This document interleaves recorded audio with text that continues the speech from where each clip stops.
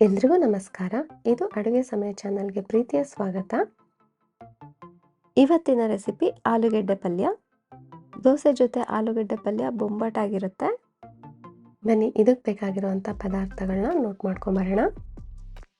ಆಲೂಗೆಡ್ಡೆ, ಈರುಳ್ಳಿ, ಕೊತ್ತಂಬರಿ ಸೊಪ್ಪು, ಕರಿಬೇವಿನ ಸೊಪ್ಪು, ಹಸಿಮೆಣಸಿನಕಾಯಿ, ಅಡುಗೆ ಎಣ್ಣೆ, ಸಾಸಿವೆ, ಜೀರಿಗೆ, ಹಿಂಗು, ಉದ್ದಿನಬೇಳೆ, ಬ್ಯಾಡಗಿ ಮೆಣಸಿನಕಾಯಿ, ಕಡಲೆಬೇಳೆ, ಅರಿಶಿಣ ಪುಡಿ, ಶುಂಠಿ ಮತ್ತು ಉಪ್ಪು.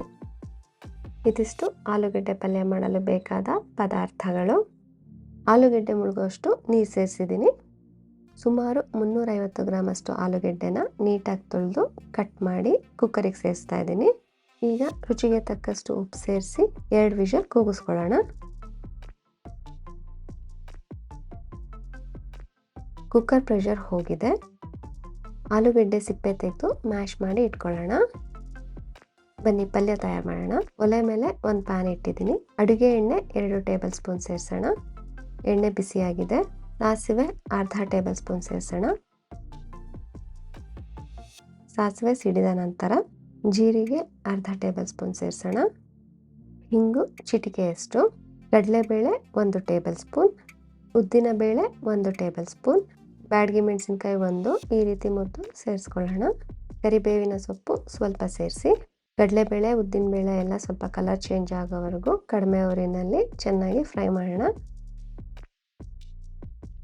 ಕಡಲೆಬೇಳೆ ಉದ್ದಿನಬೇಳೆ ಎಲ್ಲ ಕಲರ್ ಚೇಂಜ್ ಆಗಿದೆ. ಈಗ ಈರುಳ್ಳಿ 1 ಕಪ್ ತೆಳುವಾಗಿ ಉದ್ದುದ ಕಟ್ ಮಾಡಿ ಇಟ್ಕೊಂಡಿದ್ದೀನಿ, ಅದನ್ನು ಸೇರಿಸ್ತಾ ಇದ್ದೀನಿ.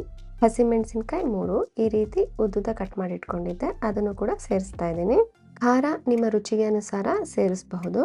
ಈಗ ಹಸಿ ಶುಂಠಿ ಅರ್ಧ ಇಂಚಷ್ಟು ಈ ರೀತಿ ತುರಿದು ಸೇರಿಸ್ತಾ ಇದ್ದೀನಿ. ಆಲೂಗೆಡ್ಡೆ ಪಲ್ಯಕ್ಕೆ ಹಸಿ ಶುಂಠಿ ಒಳ್ಳೆ ಫ್ಲೇವರ್ ಕೊಡುತ್ತೆ. ಈಗ ಈರುಳ್ಳಿ ಕಲರ್ ಚೇಂಜ್ ಆಗೋವರೆಗೂ ಚೆನ್ನಾಗಿ ಫ್ರೈ ಮಾಡೋಣ. ಆಲೂಗೆಡ್ಡೆ ಪಲ್ಯದಲ್ಲಿ ಈರುಳ್ಳಿ ಜಾಸ್ತಿ ಇದ್ದಷ್ಟು ರುಚಿ ಚೆನ್ನಾಗಿರುತ್ತೆ. ಈಗ 1/4 ಟೇಬಲ್ ಸ್ಪೂನ್ ಅಷ್ಟು ಉಪ್ಪು ಸೇರಿಸ್ತಾ ಇದ್ದೀನಿ. ಆಲೂಗೆಡ್ಡೆ ಬೇಯಿಸೋವಾಗ ಕೂಡ ಉಪ್ಪು ಸೇರಿಸಿದ್ವಿ, ಹಾಗಾಗಿ ಈಗ ನೋಡಿಕೊಂಡು ಉಪ್ಪು ಸೇರಿಸಿ. ಅರಿಶಿಣ ಪುಡಿ 1 ಟೀ ಸ್ಪೂನ್ ಸೇರಿಸಿ ಚೆನ್ನಾಗಿ ಮಿಕ್ಸ್ ಮಾಡೋಣ. ಆಲೂಗೆಡ್ಡೆ ಪಲ್ಯಕ್ಕೆ ಈರುಳ್ಳಿ ತುಂಬ ಮೆತ್ತಗೆ ಬೇಯಬಾರ್ದು, 3/4 ಭಾಗ ಬೆಂದರೆ ಸಾಕು. ಕ್ರಂಚಿಯಾಗಿ ತಿನ್ನೋವಾಗ ಚೆನ್ನಾಗಿರುತ್ತೆ. ಈಗ ಬೇಯಿಸಿ ಮ್ಯಾಶ್ ಮಾಡಿ ಇಟ್ಕೊಂಡಿದ್ವಲ್ಲ ಆಲೂಗೆಡ್ಡೆ, ಅದನ್ನು ಕೂಡ ಸೇರಿಸ್ತಾ ಇದ್ದೀನಿ. ಆಲೂಗೆಡ್ಡೆ ಮಸಾಲ ಜೊತೆ ಚೆನ್ನಾಗಿ ಬೆರಿಬೇಕು, ಆ ರೀತಿ ಮಿಕ್ಸ್ ಮಾಡೋಣ. ಆಲೂಗೆಡ್ಡೆ ಮಸಾಲ ಜೊತೆ ಚೆನ್ನಾಗಿ ಬೆರ್ತಿದೆ. ಕೊನೆಯಲ್ಲಿ ಚಿಕ್ಕ ಚಿಕ್ಕದಾಗಿ ಕಟ್ ಮಾಡಿದಂಥ ಕೊತ್ತಂಬರಿ ಸೊಪ್ಪು ಸೇರಿಸೋಣ. ನಿಂಬೆ ಹಣ್ಣನ್ನು ಇಷ್ಟಪಡೋ ಅಂಥವ್ರು ಅರ್ಧ ನಿಂಬೆ ಹಣ್ಣಿನ ರಸನ ಈ ಹಂತದಲ್ಲಿ ಸೇರಿಸ್ಕೋಬಹುದು. ರುಚಿಯಾದ ಆಲೂಗೆಡ್ಡೆ ಪಲ್ಯ ರೆಡಿ ಇದೆ.